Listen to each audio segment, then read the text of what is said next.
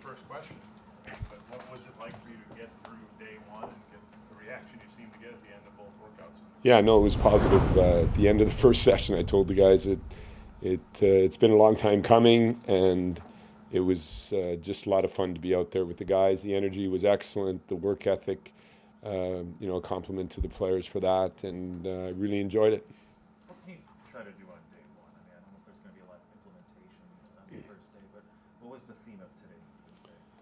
Yeah, so we're just slowly going through the way we want to play, but we did actually inject a lot of information into the players, splitting up the sessions so we could have a little teaching moment right in the middle. It turned out to be productive, and not going to the board much during practice, keeping the pace high, and also getting them used to some body contact. There was contact in both parts of the training sessions, which is one thing they don't do a lot of in the summer, so we need to get ready to do that. But overall, I thought we were able to bring quite a bit into the group already, also in the way we want to play. So it was not only physically an activation, it was also mentally an activation. Here is your mantra for the season is play connected. I guess, what does that mean to you, and why was it important? Why is that sort of the message you want to deliver to this group? Well, more than anything, that's on the ice. I mean, it begins off the ice. We have to work on that unity, and it's not going to happen overnight. We have new players in the group. We've got a new mix coming in here. Coaches new, all kinds of newness, which takes a few weeks till it settles into a comfortable zone, and we'll work on that naturally. We'll do it organically, but on the ice we need to feel an identity. I think I've spoken it to you before, that I'd like you to be able to tell me in 3-4 weeks what you're seeing, and that you underline the fact that we're playing like this. This is Sabres hockey, and right through the organization we have the opportunity to also strongly influence the process in Rochester, and Chris Taylor's all in here, and he's with us on the ice, so that a larger group will be able to carry that philosophy. But it's very important that you can feel groups working on, very tight together in both directions. That's what will empower us. What do you make of Kyle Okposo when his first impression says, "Oh, he's an alpha of you"? What do you make of that? An alpha male. What's your reaction to that? Well, his reaction to me. Reaction to you. Oh, okay. You're an alpha. Yeah.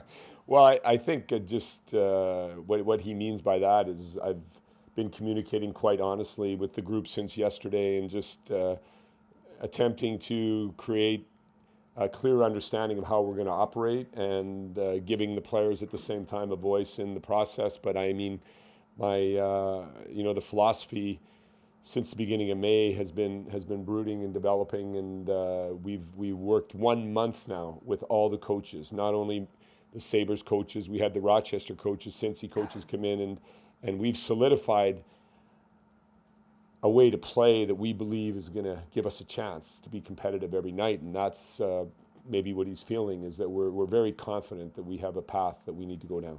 Ralph, a lot of the players mentioned the 15-20-minute talk you had with them as a group yesterday and the impression it made upon them. What was the impression you were hoping to relay to them with your message?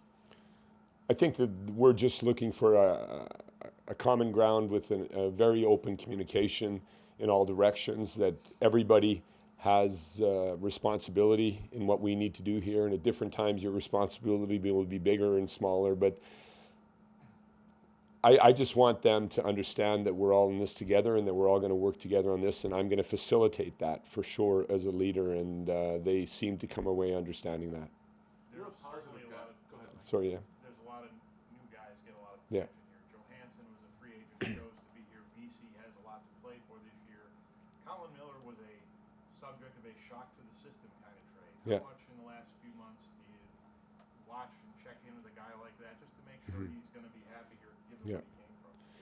Well, the first conversation with him had a really positive side effect, and that's that his parents are within driving range of Buffalo, and you could feel that he was embracing this challenge, that he loved what he experienced in Vegas, and we respect that. But he also sees the opportunity to be a leader here, and to bring that experience into this lineup. And I think I've had nothing but positive contacts with him. He's come in here really with his head up high, his shoulders straight, and I've seen nothing but an embracing of being a Buffalo Sabre. So Just like all the new guys, they've been excellent in the process so far. What's your plan? Sorry. What's your plan for the goalies? I mean, Carter was basically the starter last Yeah. season. I mean, is he your starter, or is it going to be a competition? I think everything is a competition. The minutes on defense, the minutes for the forwards, the minutes in goal. This is only the first day, and let that competition live and let it be a part of who we are. And there's going to be always players that are grumpy and fighting for more minutes, but let's just find a basis to make that positive and see opportunities to learn and grow. But who's going to start right now or how we're going to rotate, it's up to what happens here in the next 3 weeks.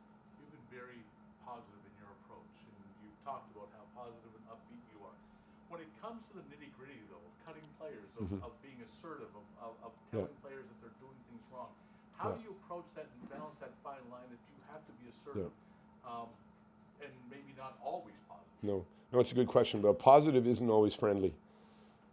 Positive is constructive. Positive is working towards solutions. And if a player gets sent down, that's an opportunity for him too. We'll be really clear on why, what has to be worked on, how you get back here, and be number one in the slot to get the call. So for me, it's not about smiley friendly. I'm not a smiley friendly guy, and I'm not here to be popular. I'm here to get a job done and be respected. So I'll work hard on that, and that's the way I see positive. I see it in the way you drive people towards getting better and towards working towards solutions. You've talked about competition quite a bit. Tage Thompson is obviously one of the younger guys who has an opportunity here to maybe grab a roster spot. What are your early impressions of him?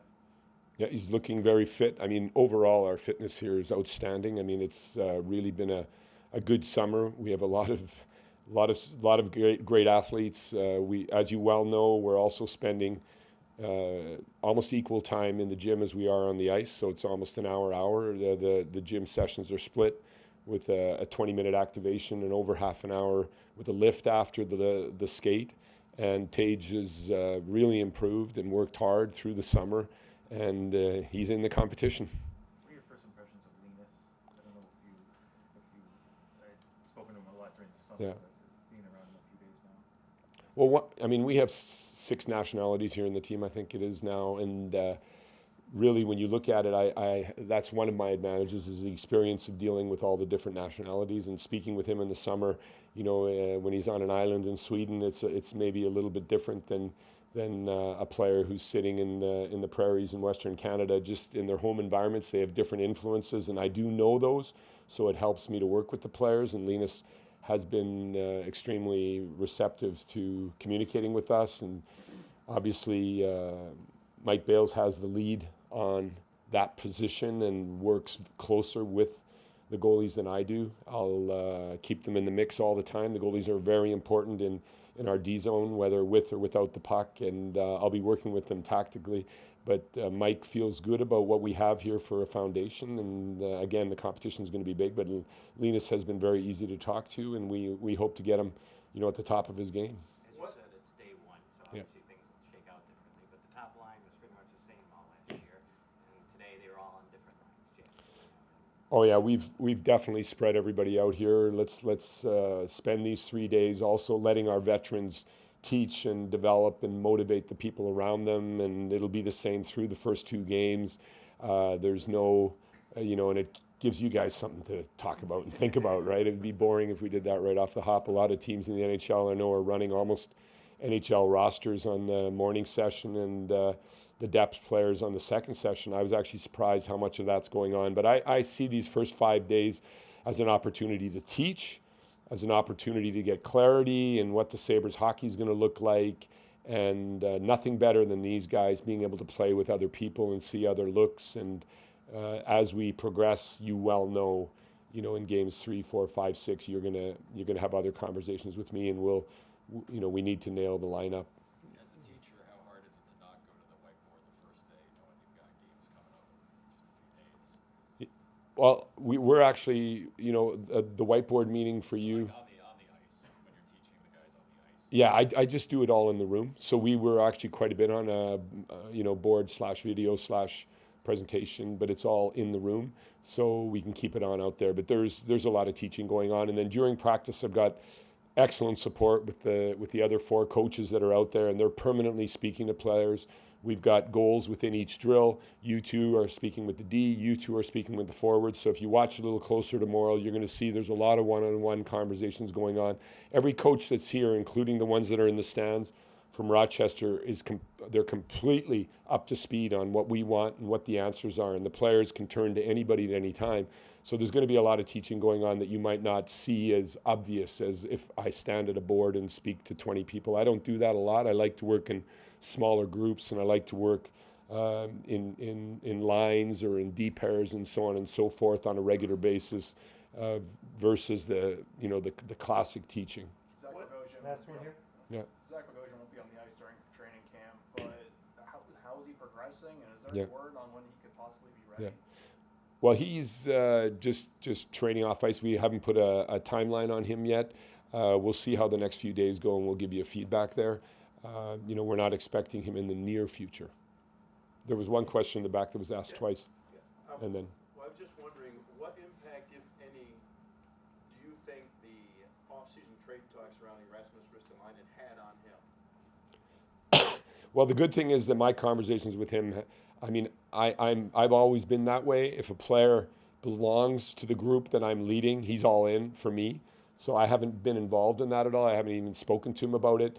It's been all about what he needs to do here to get his minutes, what he needs to do here to fill his role, and he's been excellent in responding to me. So whatever else, the noise that's going on in and around players, whether it's free agency contracts, whatever, I try to keep that where it belongs, and that's with our management team, who are very competent, and so far we've been able to keep that separation. Does that make sense? It's been a good conversation. I liked him on the ice today. He's in excellent condition, and I look forward to coaching him. Thanks, everybody.